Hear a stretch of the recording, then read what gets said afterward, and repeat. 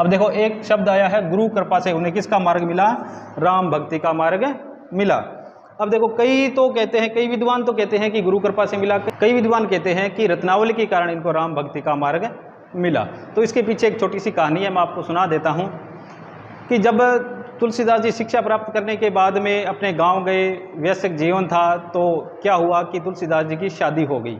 नदी के उस पार एक सुंदर सुशील कन्या थी जिसका नाम था रत्नावली, उनसे उनका क्या हो जाता है, विवाह हो जाता है। विवाह के कुछ समय पश्चात रत्नावली अपने पीहर चली जाती है, तो पीछे से क्या होता है कि तुलसीदास जी को रत्नावली की बहुत याद आती है। तो तुलसीदास जी सोचते हैं कि कैसे न कैसे करके रत्नावली से क्या किया जाए, मिला जाए। तो एक दिन प्यारे विद्यार्थियों क्या होता है कि भयंकर गर्जना करता हुआ मौसम था, बारिश आ रही थी, बिजली कड़क रही थी। ऐसे मौसम में तुलसीदास जी रत्नावली से मिलने के लिए घर से निकल जाते हैं और रास्ते में नदी, और नदी को पार करने के लिए किसकी आवश्यकता होती है, नाव की। तो उधर से एक लकड़ी का गट्ठर तैरता हुआ नजर आया, तो तुलसीदास जी को वो क्या दिखाई दी, नाव दिखाई दी। तो उस लकड़ी के गट्ठर पर सवार होकर के क्या हुआ, तुलसीदास जी नदी पार कर लेते हैं।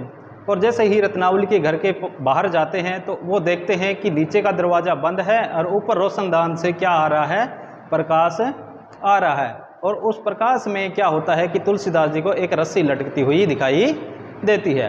तो वो उस रस्सी के सहारे चढ़कर ऊपर वाले कमरे में पहुंच जाते हैं और वहाँ रत्नावली बैठी होती है।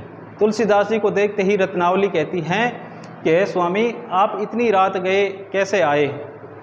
तब तुलसीदास जी ने कहा कि मुझसे रहा नहीं गया और मिलने की अत्यधिक इच्छा हुई, तो मैंने सोचा कि क्यों ना मिला जाए। तो रत्ना ने कहा कि आप आए कैसे। तब तुलसीदास जी ने कहा कि मैं नाव से नदी पार करके यहाँ आया हूँ और जो आपने नीचे रस्सी फेंकी थी उस रस्सी को पकड़ करके मैं ऊपर आया हूँ। तब रत्नावली ने जाकर देखा तो रस्सी नहीं थी, वो एक सांप था जो लटका हुआ था और तुलसीदास जी उस सांप को पकड़ करके ऊपर चले गए। तब रत्नावली ने कहा कि आपको इतना बड़ा सांप दिखाई नहीं दिया, आप उसको पकड़कर ऊपर आ गए। तब तुलसीदास जी ने कहा कि हे रत्ना, तुझे तो खुश होना चाहिए कि मैं तुझसे इतना प्रेम करता हूँ और आपके प्रेम में इतना अंधा हो गया हूँ कि सांप भी मुझे क्या नजर आने लगा, रस्सी नजर आने लगा। तब रत्नावली ने तुलसीदास जी को दो दोहे सुनाए और उन दोहों के माध्यम से तुलसीदास जी के मन में वैराग्य उत्पन्न हो जाता है और वो राम भक्ति की ओर परिवर्तित हो जाते हैं।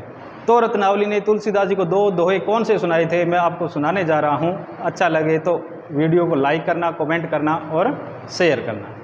कि धिक धिक ऐसे प्रेम को कहाँ कहूँ मैं नाथ, धिक धिक ऐसे प्रेम को कहाँ कहूँ मैं नाथ, लाज न आवत आपको दोहरे आयो आप। उसके बाद एक दोहा और सुनाती है, क्या सुनाती है, अस्ति चरम मम देह यह, अस्ति चरम मम देह यह, तासो ऐसी प्रीत, नेकु जो होती राम सो तो काहे भवभीत। अर्थात कि ये मेरा हार्ड मांस का जो शरीर है, ये पुतला है, इससे आप इतना प्रेम करते हैं। अगर आप इतना प्रेम भगवान श्री राम से करते तो हो सकता है कि वो आपको दर्शन दें। तो रत्नावली के ये दोहे सुनकर तुलसीदास जी राम भक्ति की ओर परिवर्तित हो जाते हैं।